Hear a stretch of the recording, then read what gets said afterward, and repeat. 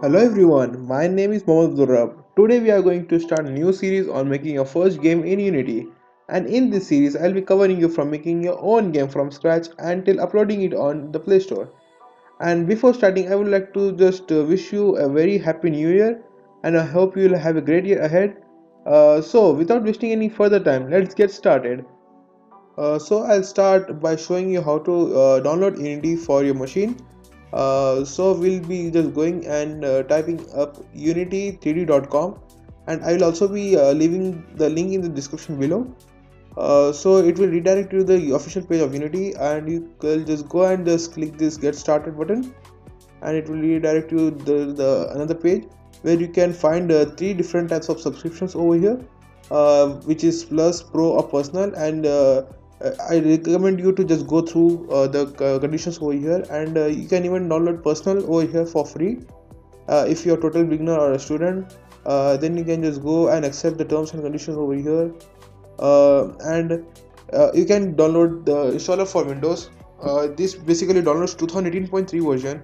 And if you have used Unity before, you will notice that Unity have come up with this new thing called Unity Hub, which is basically a thing which organizes all the versions of Unity within your machine, and which makes your work flow very much easy. So you can simply go and download any of those applications on your machine, and after that the installation part is pretty much simple. And as I've already installed my Unity Hub on my system, so I will be skipping the installation part and quickly will be opening the Unity Hub over here. So I will just like to show you what Unity Hub looks like. By clicking this install, I can just show you that there are two versions running on a machine, which is 2018.3 and 2018.2.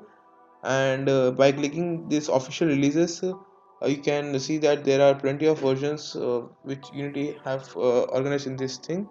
And there's also the beta releases like 2019.1. And now quickly I would like to just go and create new project over here. So by clicking this new, uh, we can just change the name to like my first game. And after that you can just go and change the location where your project should be saved, and be selecting this desktop and Unity projects over here. And after that, select folder. Then I can even select different types of template from 2D, 3D, or 3D with extras. This is a preview package, and high definition render pipeline package, and lightweight render pipeline or VR lightweight render pipeline. For now, I will be selecting 3D and create project, and this will be quickly creating the project over here. Actually, it will take a bit longer to create a new project, so I'll get back soon once the project has been created. So our new Unity project have been created, so I'll just take you soon through the overview of the Unity engine. Over here it's the inspector, which basically gives the necessary information about the game object within the hierarchy or in the scene. So quickly I'll be adding one 3D object sphere. As you can see over here, there are plenty of information about that sphere, such as transform, mesh renderer or mesh filter or sphere collider, and many more things. And over here this is the hierarchy, which shows the different objects which are present in the scene. And over here it's the project window, which is basically like the content browser of the Unity engine, which shows all the necessary files or folders which have been used in the game. Like over here we can just see the scene folder, which consists of the present scene, like the sample scene over here. And I'll show you by creating a new folder over here. I'll be naming it as material. So simply you can just make your own folders in the project window. So over here it is the scene view, which is very much essential for making your games in Unity, as it is also the most useful window in Unity, as you will be moving the objects or scaling within the scene. And over here this is the game window, where which basically previews the game view within the editor. And after that I'll be just showing you this console, which is very much useful for debugging stuff. And I'll also show you you can even close the windows like that, and after creating any new window you can dock it anywhere pretty much easily. So now I'd like to just show you something called layouts. This is basically a default layout of Unity, and you can even change it over here, like by clicking it. Here it's 2 by 3 layout, which looks like that, and this is the 4 split layout. Then over here default this is the white layout. Then this is the tall layout, and you can even make your own custom layouts by saving the layout, giving it a name like this, blah blah, and after that saving it, or you can even go and delete it by delete layout, selecting that layout.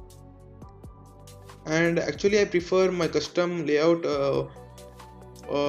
where I'll dock my game scene on my left side of the in the layout, and the scene view in the center of the layout, and the hierarchy over here, then project, then inspector, and the console. And after that I'll just like to show you the layers over here, which basically is a filter. If you just select everything, it just shows everything within the scene, and if you just select nothing, it just filters everything over there, which is very much useful in making games. Now I'll show you how to navigate within the scene. By clicking the right mouse button you can look left or right. By clicking center mouse button you can move up left or right, or up and down, and you can even use left mouse button to select the objects within the scene.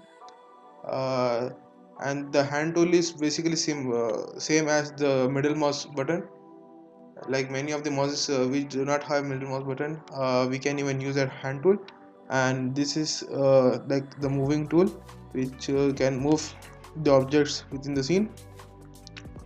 And over here is the rotate tool, which can rotate the game objects in the scene. Rotate with respect to the X, Y or Z axis, or even rotate independently of any of the axes like this. And here it's the rect tool, this is the scale tool. We can even scale, no, actually this is the plane, won't visible anything. You can scale it on like a Y axis or the X axis, that's the Z axis, then the X axis, or you can select that middle tool to scale independently of any of the axes.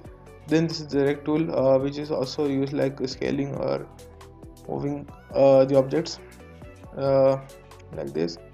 And after that, this is the multiple tool, which is mostly used where you can even scale, move or rotate,